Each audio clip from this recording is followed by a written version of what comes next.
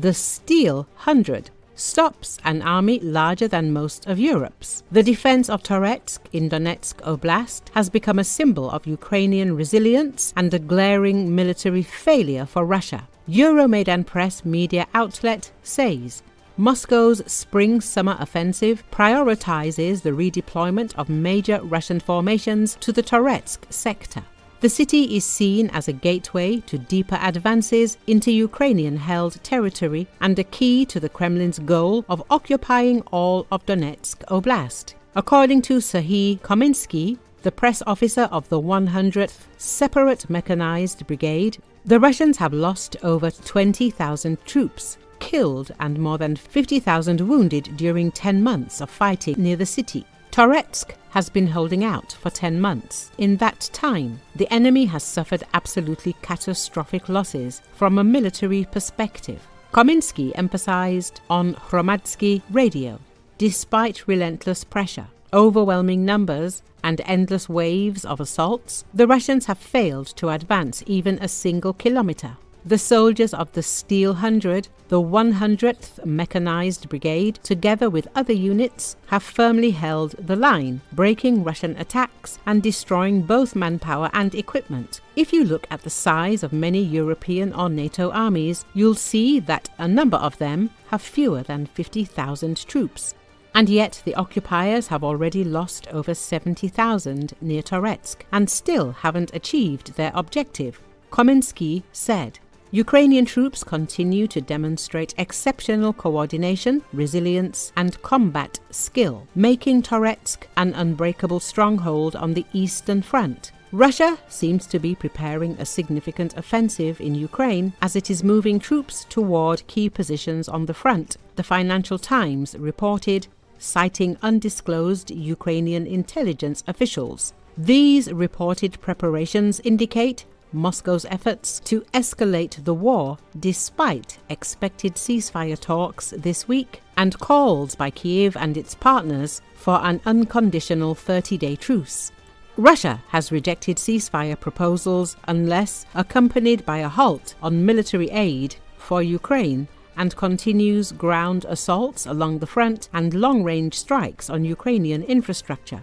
The Deep State Monitoring Group said that Russian forces recently advanced in Toretsk and near Pokrovsk in Donetsk Oblast.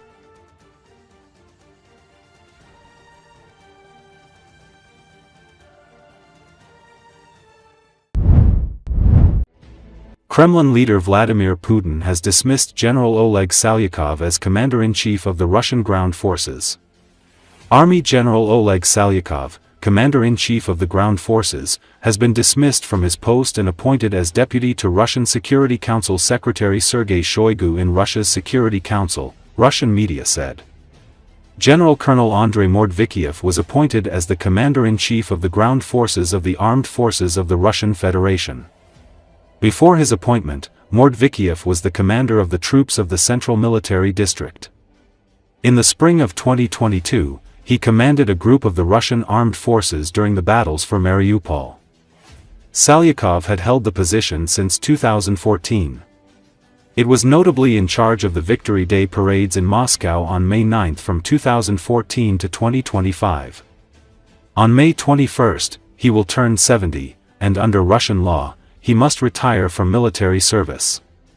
He rarely appeared in public, and media outlets usually mentioned him only in connection with military celebrations. Since January 11, 2023, he has also served as deputy commander of the Russian forces conducting the full-scale military aggression against Ukraine. BBC News Russian revealed in 2023 that Salyukov's family profits from such events. His daughter-in-law, Dina Salyukova, owns HQ Agency, a creative firm that organizes military and patriotic celebrations.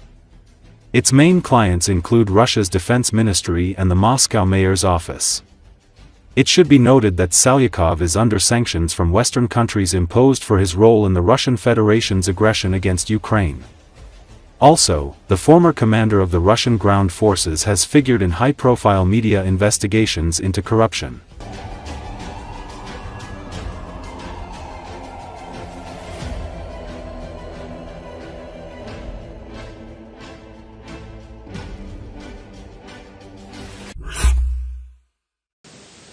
Soldiers of the occupying Russian army have displayed the remains of the Tor-M2 anti-aircraft missile system destroyed by the Ukrainian army in the occupied territory of Kherson region. The footage, filmed by the surviving crew members, was shared on Telegram channels. The anti-aircraft missile system, worth $25 million, was completely destroyed by a suicide drone belonging to the Ukrainian army.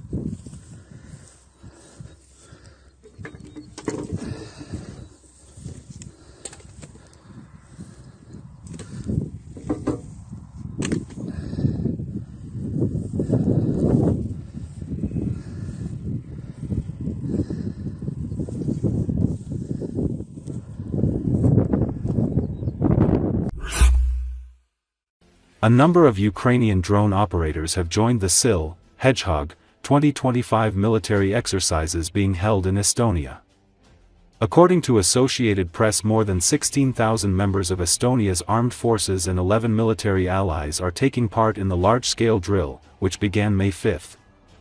The exercises are led by Estonia and focus on the process of deploying allied units to the Baltic nation and achieving full combat readiness as quick as possible. The SIL drill is part of the larger Steadfast Deterrence 25 by the NATO military alliance. NATO's Allied Joint Force Command used the operation to practice planning and conduct deterrence and defense operations.